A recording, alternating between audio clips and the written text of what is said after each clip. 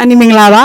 မင်္ဂလာပါကွယ် ကျမကတော့စတာဗနာပသိမ်ယုံမှာတာဝန်ထမ်းဆောင်နေတဲ့မခင်ဝါလေးပဲဖြစ်ပါတယ်ပထမဦးဆုံးအနေနဲ့အန်ဒီလေးရဲ့အကြောင်းလေးကိုမိတ်ဆက်ပေးပါအောင်နော် အန်တီနာမည်ကတော့ဒေါ်တေးဖြစ်ပါတယ်အန်တီနေတဲ့နေရာလိပ်စာကတော့ပသိမ်မြို့အမှတ်1ရပ်ကွက်ရှိပုံသားမှာရှိပုံသားရပ်ကွက်မှာဖြစ်ပါတယ်အန်တီရဲ့အလုပ်ကိုင်ကတော့အုံးစံကျိုးကျက်ဆက်လုပ်ပါတယ် စတာဗနာကိုဘယ်လိုစတင်တွေ့ရှိခဲ့ပြီးဘာကြောင့်လက်တွဲခဲ့ရဆိုတဲ့အကြောင်းလေးကိုပြပြပေးပါအောင်နော် ဟိုစတာပလာစတာဝန်ခံဆရာလေးကနေပြီးတော့စာဆောင်လမ်းကန်းနဲ့အန်တီကိုစာဆောင်လမ်းကန်းပြီးတော့ဒီလိုမျိုးရင်းနှီးမြှုပ်နှံခြင်းစတာပလာနဲ့ဆက်သွယ်ပြီးတော့ဟိုချီငွေတွေပါလေယူလို့ရတယ်ဆိုလို့အန်တီကလည်းကြည့်ပြီးတော့စတာပလာနဲ့လက်တွဲလိုက်လို့ရှိရင်တော့အန်တီလည်းအရင်နှီးများပြီးအဆင်ပြေမယ်ထင်ပြီးတော့အန်တီကလည်းချိလိုက်တာနော်ချီငွေလက်တွဲလိုက်တာပေါ့ အခုလက်ရှိမှာရောအန်ဒီချင်းကိုဘယ်လောက်ထုတ်ထားရလဲရှင် 380ထုတ်ထားတယ်သမီး လုပ်ငန်းနဲ့ပတ်သက်ပြီးတော့အသေးစိတ်ကလေးကိုအနည်းငယ်လေးပြပြပေးလို့ရမလားရှင် ရပါတယ်သမီးဟိုက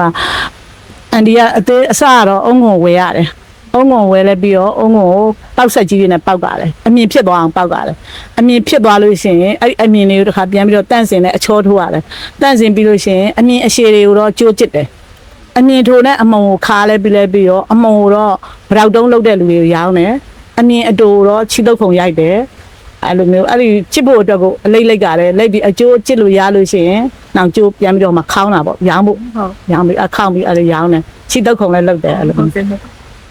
ယခုလက်ရှိမှာရောဝန်ထမ်းအင်အားဘယ်လောက်လောက်နဲ့နေပတ်နေပါသလဲရှင် မင်းနဲ့အင်အားတော့20ကျော်လောက်ရှိတယ်မိသားစုခိုက်ပေါ့နော်သူတို့စာဝတ်နေအဆင်ပြေအောင်လို့အန်တီကလေပတ်ပေးနေရတာပေါ့နော် စတာဗနာရဲ့ချင်းငွေရောအန်ဒီလုပ်ငန်းလေပတ်မှုအတွက်အထောက်အကူပြုပါသလားရှင်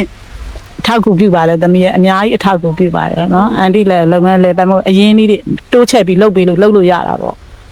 ဒီပတ်စံရတဲ့အတွက်ငါကတော့ဒီလောက်မကျဲဘူးလေအခုကျတော့တအားကြီးကျဲတယ်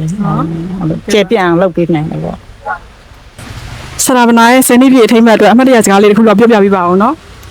စတာပလာအထွန့်ချေရှိပါစေဒါမြတ်မကအထွန့်ရှိပါစေစတာပလာငွေတွေလည်းများများချိနိုင်ပါစေစတာပလာလည်းအောင်မြင်ပါစေနော်အဲ့ ပြုလို့ဖြစ်ကြပြီးရတဲ့ကျေးဇူးထူးတင်ပါရယ်နော်လူကြီးမျိုးစီးပွားရေးလည်းဒီထက်မကတိုးတက်အောင်မြင်ပါစေလို့စတာဗနာမိသားစုကနေစုမကောင်းတောင်းပေးလိုက်ပါရရှင် ဒါ